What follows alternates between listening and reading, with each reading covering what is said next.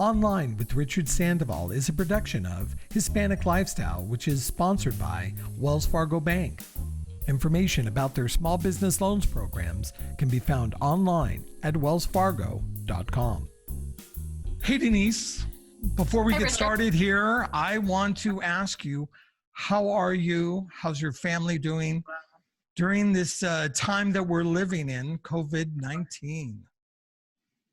Yeah, it's definitely, COVID-19 has taken a toll on everyone and everyone we know. So it's also, I feel, as we start to, now we're in May and people are starting to be able to return to work, and, more people feel like they're going to have a little bit more normalcy in their lives gradually. It's not going to happen overnight, but it's been a journey. We jokingly say April's been a long year, and so it's been tough on all of us, but thankfully my family's healthy. A lot of my friends, unfortunately, I had a couple of friends who've been affected by the virus. And unfortunately I've had a friend who actually lost her father. So it's wow, I'm sorry to hear that. Yeah, thank you. It's just been an interesting time for all of us. But all of us are definitely feeling the stress and anxiety from this crisis. So, but we'll always come out ahead. I don't know if it's exclusive to the Latino or Mexican American culture, but somehow we adjust, we survive, and we just keep moving forward. Yeah, we're definitely a resilient community.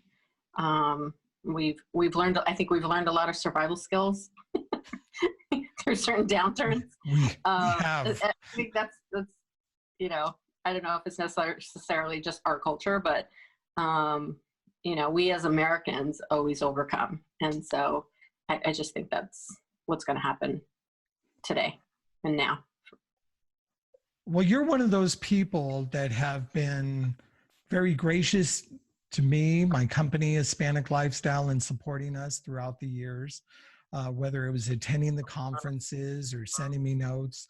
And the other day, actually over a week ago now, you sent an email out talking about your organization and asking the community for help and support. So you are president and CEO of, do I have this right, CCEE?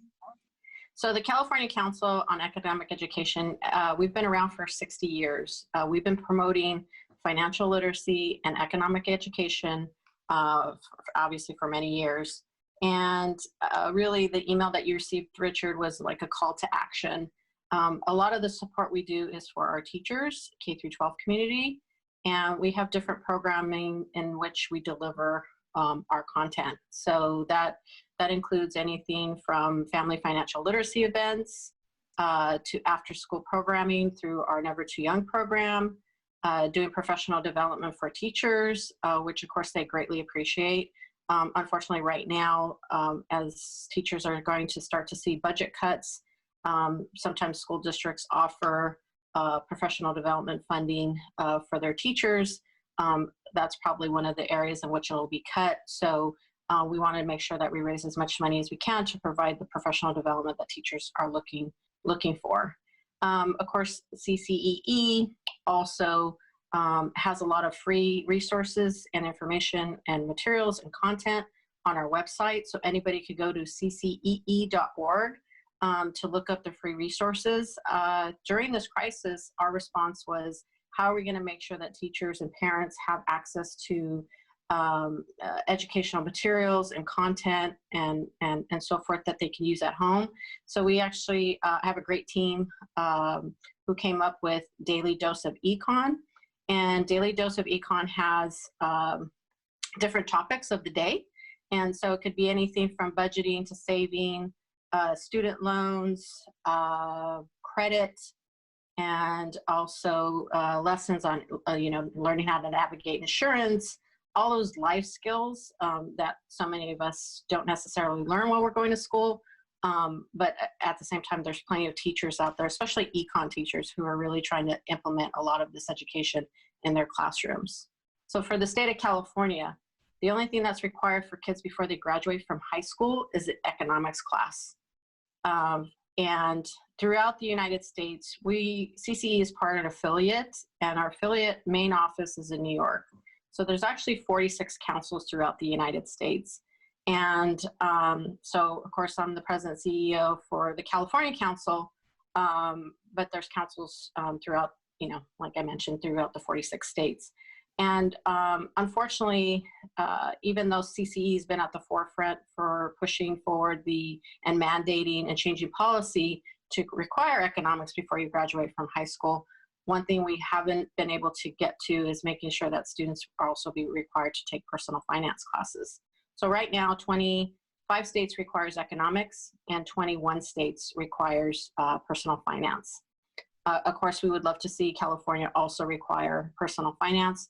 But in the meantime, what we do is a lot of the training that we do is for economics teachers, and we integrate both. So they're learning economic concepts. So when you're learning economics, and what we call useful economics is teaching kids goal setting, decision making, opportunity cost, and even with those concepts, they also learn about entrepreneurship, which I love personally.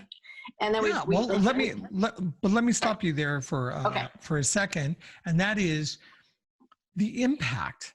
I mean, you mentioned earlier about this being life skills, but talk about the impact and the magnitude of how many students, how many teachers are really involved in this program.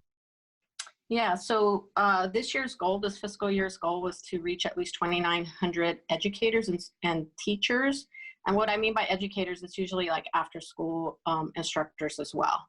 And again, we go from the K through 12 system. So the impact it makes, of course we measure it. We do these surveys, and we get feedback from the teachers and the participants and stuff. But it's those unexpected gems that we find. For example, we just had our National Econ Challenge Contest, and we also had a Personal Finance Challenge Contest. And I'm happy to say that for this year, for California, we had over 1,000 teams participate. Usually we do the contest in person at the Federal Reserve Bank, and during the crisis, we had to transition over into doing the contest via Zoom. So it was an interesting time, but in the end, after 1,000 students, we ended up having 20 teams compete.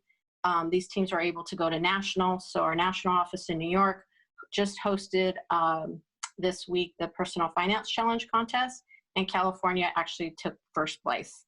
So that hasn't... Yay, California. Yes, we were really excited. The teacher was so thankful. And again, going back to things that we can't necessarily measure, this teacher was so appreciative. His students were so excited. And it's really, at the end of the day, goes back to saying, we're teaching these kids life skills that, this is an experience that they're going to take with them for the rest of their lives. As they go prepare for college. I'm not sure how many, I know there's a couple of kids on that team who are ready to go to college now, and their presentation skills, their teamwork skills have all enhanced because of the programming that CCEE offers. I want to get to it. How do you receive your funding for these programs? We have an amazing board that's been pretty active, of course, and so a lot of them have made their own contributions. In fact, just last year, one of our board members, John Nickel, made $1 million contribution so we can make a bigger impact in LA County. So we're doing multiple programs. In fact, one of them that we're doing is the family financial literacy events. And so where we normally bring the family financial literacy events to schools, this one we're going to do via Instagram on May 13th. So if you go to our website, you could sign up for that. But secondly, a lot of banks, of course, have been great supporters of us for many years. And of course, a couple of corporations have been supportive. And we have been getting some smaller gifts, of course, from individuals. That's where we get a majority of our funding. But, during this crisis, unfortunately, we've seen some of those contributions go down. We're going to see it kind of slightly go down. I've been fundraising for 15 years. So we really, as an organization, need to bring more attention to us. I think what we're able to provide for so many hundreds of kids is so essential, especially during this time. I don't know if this is a great question for you, but are you building into the curriculum, if you will, the COVID-19 resolve the impact it's going to have on personal finances and economics? I guess what I'm meaning, we're adults. We're supposed to know how to manage our own finances now. There's no excuses, but none of us saw this coming. And I don't know that we even prepared for this as a possible scenario. Yeah. Well, as you know, unfortunately, 80% of Americans don't have an emergency fund. And this is, many people have heard, oh, you have to create an emergency fund, save up at least 3 to 6 months for an emergency, unexpected emergency, or such as a time as this.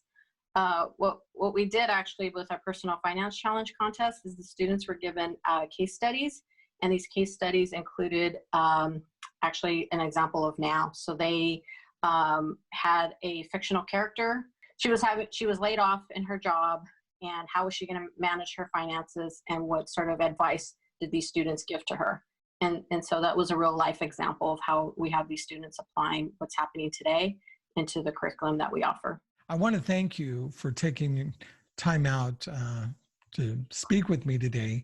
I want to give you an opportunity. Is there, I know you mentioned a website earlier. Are there any other programs, any other activities that you have going on that, in other words, a selfish plug for your organization, if you will? So if you go to CCEE.org, you can definitely have access to the resources that we have there, free and available to K through 12 teachers and even parents at this time. And also, please follow us on all our social media platforms. For instance, on Instagram, you could follow us at CCEE Now. And like I mentioned earlier, on May 13th at 1:30, we're going to have our first Instagram live event with social media influencer, Financially Savvy Latina. And so the activity in the event is going to be done in both in English and Spanish. It's for all ages. It'll be a fun interactive activity for you to enjoy with your family during this time as you're at home. And it's a great way to encourage continued learning. And the game will actually be budget bingo. Creating your budget. You know what? I'm looking for things to do with my son, Nicholas. I know he's 10, but yeah, things to do as a family. I love it. I love it. Yeah, all ages. So it'll be a lot of fun.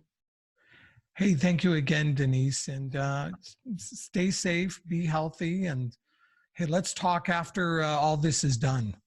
Yeah, absolutely. Richard, thank you so much. And thank you for all that you do for our community and supporting and sharing all the great work that so many people are doing in our communities. Thank you. Yeah.